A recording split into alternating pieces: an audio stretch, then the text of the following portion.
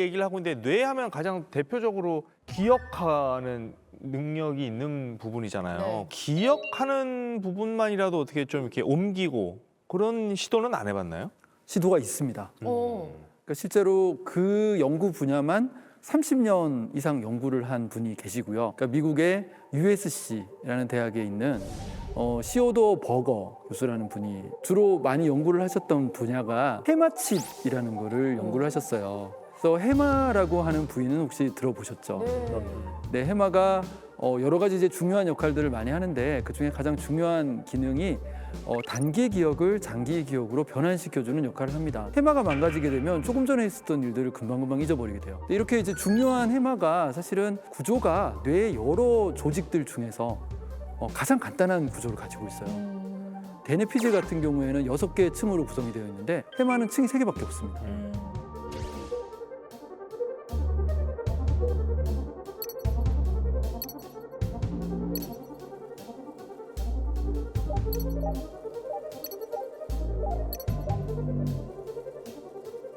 이 사람이 해마를 모방을 해서 마이크로칩을 만들었어요. 그런 다음에 해마가 망가진 쥐의 해마에다가 해마칩을 집어넣어서 우회 통로를 만들어줬더니 장기 기억을 하지 못했던 쥐가 장기 기억을 되찾는 데 성공을 했습니다. 대박이다. 네, 여기까지는 사실은 그럴 수 있겠다라고 생각을 할 수 있는데 이분이 이제 어떤 연구를 또 진행을 추가로 했냐면요. 쥐 앞에 레버를 여러 개를 놓아둔 다음에 그중에서 특정한 레버를 누를 때만 쥐가 좋아하는 음식물을 줬습니다. 그 방에 들어가지 않았던 다른 쥐의 뇌의 해마에다가 해마칩을 연결해 줬어요. 그랬더니 그 쥐가 시행착오를 거치지 않고 그 레버를 찾아서 눌러서 음식물을 먹는 데 성공을 했다라고 발표를 했습니다. 한 개체의 기억을 다른 개체로 옮길 수 있다라고 하는 가능성이 증명이 된 거죠. 와, 대박이다. 제가 아까 그 말씀을 못 드렸던 연구가 하나가 더 있는데요. 이 버거 교수가 했던 연구 중에서 해마가 망가진 쥐의 해마에다 해마칩을 연결한 것뿐만이 아니라 해마가 멀쩡한 쥐의 해마에다가 해마칩을 병렬로 연결을 해봤어요. 그거 어떻게 그랬더니 돼요? 기억 능력이 더 향상이 됐다고 합니다. 2배가 되는구나. 2배까지는 아니지만 어쨌든 효율이 좀 더 높아졌다.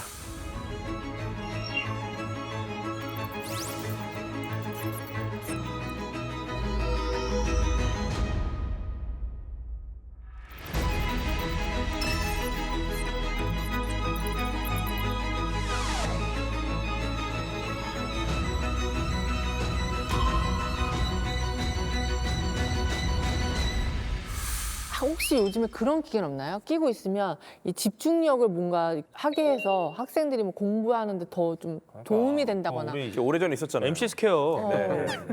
그런 거 없어요 요즘에? 그런 거 만들었어요, 중국에서. 있어요? 있어요? 중국에서.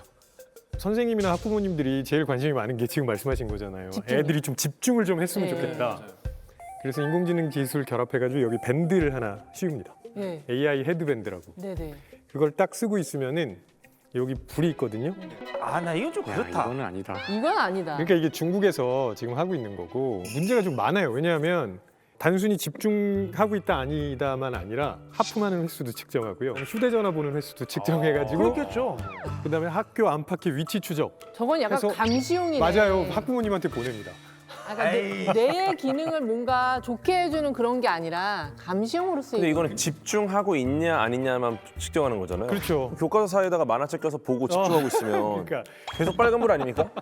뭐 저는 이과인으로서 나와 있으니까 역사상 많은 천재들이 있는데 그냥 아인슈타인 딱 떠오르잖아요. 천재하면. 천재가 제가 볼 땐 두 종류가 있는 것 같아요. 네. 제가 많은 천재를 봐왔는데 기본적으로 그 빨리 가는 천재가 있습니다.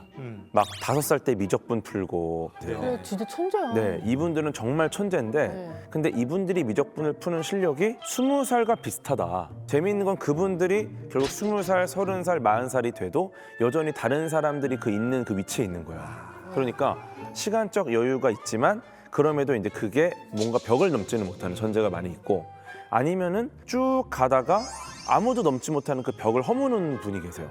아무도 발견하지 못하고 발견하고. 이 두 종류가 있는데 우리가 이제 역사적으로 기억하는 천재는 보통 이 두 가지가 결합이 되어 있습니다. 예, 정말 빠르게 시간적 이득을 얻고 누구보다 빠르게 벽을 넘고 그 대표적인 분이 바로 아인슈타인입니다. 네, 굉장히 똑똑하기도 했고 그러면서 기회도 많이 얻었고 남들이 생각하지 못한 아이디어를 많이 냈죠. 이분의 뇌가 너무너무 궁금한 거예요, 사람들은. 그렇죠. 그래서 여기에 그 토마스 합이라는 병리학자가 나중에 아인슈타인이 죽고 나서 부검을 하다가 야, 의사로서는 절대 해서는 안 될 시신의 이 한 기관을 이렇게 훔치는 일을 합니다. 어머. 네. 어디를 뇌를? 뇌를 훔쳐요. 어머, 근데 그런 일이 이분이 있어요? 돈을 벌거나 뭔가 다른 목적이 있었으면 모르겠는데 정말 그 아인슈타인이라는 천재에 대한 동경과 정말 학문적인 탐구심 때문에 훔쳐요. 네. 물론 범죄잖아요. 유족들의 허락을 받지 않았겠죠. 그리고 이제 이거를 240조각을 냈고요. 오 마이 갓. 자기 마음대로? 네. 저 사람은 너무 범죄자네. 범죄예요. 네. 그리고 이것 때문에 의사라는 직업도 잃고 정말 많은 혜택들을 다 잃었습니다. 그럼에도 불구하고 이분은 이게 너무너무 궁금했던 거예요. 그래서 뭐가 밝혀진 게 있어요? 특별한 게 있어요? 뭐 보람이라도 있어야 될 텐데. 이게 아쉬운 게 하드웨어잖아요, 뇌는.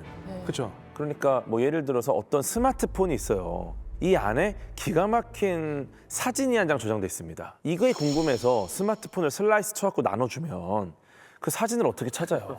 아, 그 꼴이에요 지금? 그 꼴이에요. 왜냐면 아우. 아인슈타인의 소프트웨어가 궁금한 건데. 아니, 근데 하드웨어는. 알만한 분이 왜 저랬대? 근데 그래도 알아는 게 몇 가지 있는데 네. 일단은 그 인간의 뇌의 평균 무게가 1360g 정도 됩니다. 근데 아인슈타인은 놀랍게도 더 무거운 게 아니라 1220g 정도로 가벼웠다고요. 오히려? 오히려 가벼웠습니다. 네. 똑똑한 사람 머리가 큰 거 아니에요? 그러면은 뭐 고래나 코끼리가 이거 주로 머리 큰 분들이 이 이야기를 잘 알고 계세요. 저도 아주 잘 알고 있는 이야기. 그거 알잖아요 우리. 예, 하지만 그렇지 않다라는 게 밝혀졌고요. 그러나. 네, 그리고 두정엽이라고 이 공간 지각 능력이나 수학적 사고, 추론을 하는 그 부분은 일반인보다 15%가량 컸다.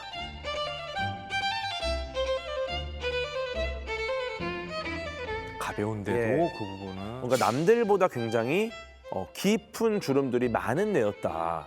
예.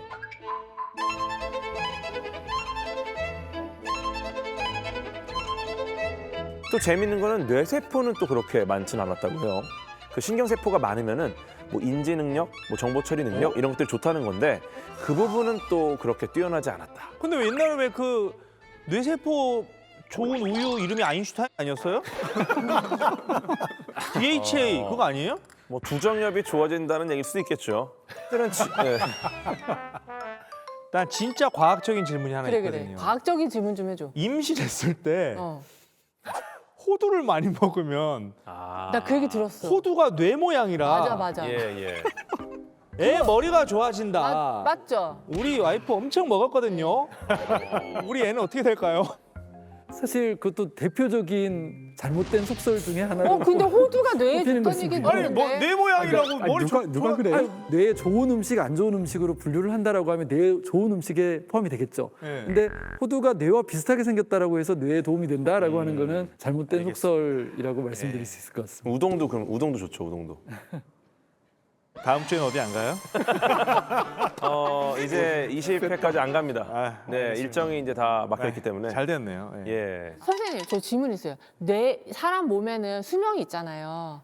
한 뭐 120까지 살면 진짜 오래 사는 거고. 근데 뇌에도 수명이 있나요? 뇌에서 뭐 잘 아시는 것처럼 일단 신경세포가 매일매일 지금 죽어가고 있고요. 여기 앉아 계시는 분들도 오늘 하루에 10만 개의 뉴런이 사라졌습니다. 근데 또 다시 생기잖아요. 다시 생기는 뉴런은 거의 없고요. 사실 어머나. 뭐 해마 근처에 있는 이제 뇌 부위에서 하루에 뭐 700개 정도 생겨난다라는 그런 말이 있긴 한데 사실 미미한 수준이고요. 일단은 뭐 계속해서 뇌세포가 죽어가고 있고 이게 80세 정도가 되면은 한 20억 개 정도의 뉴런이 죽게 됩니다. 그런데 다시 생기는 게 아니에요? 아니에요. 난 한번- 그거 믿고 생각했는데. 형이 작아서 그래서. 뇌세포가 다시 생겨나진 않지만 네. 구조가 바뀌어요. 그러니까 무언가를 계속하면 구조가 바뀐다는 대표적인 사례가 우리가 아까 얘기했던 해마거든요. 굉장히 복잡한 공간을 자꾸 탐색을 하면서 가면은 해마의 공간 기억을 담당하는 영역이 훨씬 더 복잡해집니다. 피아니스트의 뇌는 일반인의 뇌랑 달라요. 손가락을 움직이는 그 영역이 훨씬 더 복잡하고요. 리듬감을 담당하는 영역도 훨씬 더 복잡하다는 거죠. 근데 이게 그러면 조성진 씨가 그 영역 말고 다른 영역은 어떻게 될까? 다른 일을 하면 또 그 영역이 발달한다는 거예요. 그러니까 우리 뇌는 평생 계속 변하는 거예요. 뭐 예전에는 뇌는 청소년기를 지나면 더 이상 발달하지 않고 사그라들어간다 이런 그런 줄 얘기했는데 알고 아니 전혀 아닙니다. 평생 변하는 거고 이걸 이제 가소성이라고 하는 거죠. 평생 배우고 뭔가 네. 생각하고 네. 뇌를 써야겠네요. 그래야죠. 그래야 됩니다. 심지어 그래서 사실 그 만약에 시력을 잃은 사람이 있다면은 성인이 돼서 그럼 원래 그 시각을 담당하던 영역이 있을 거 아니에요. 네. 그럼 그 부분은 어떻게 될까요? 퇴화되나요? 그 부분을 다른 영역, 다른 기능들이 그 부분을 잠식하기 시작해요. 그러니까 눈이 보이지 않지만 눈이 보이지 않으니까 더 소리를 예민하게 듣는다든가 뭐 다른 여러 가지 촉각을 이용한다든가 그러면은 더 이상 사용하지 않는 부분을 촉각이나 뭐 다른 어떤 형태의 감각을 점점 사용하게 돼가지고 결국 다 채우게 된대요.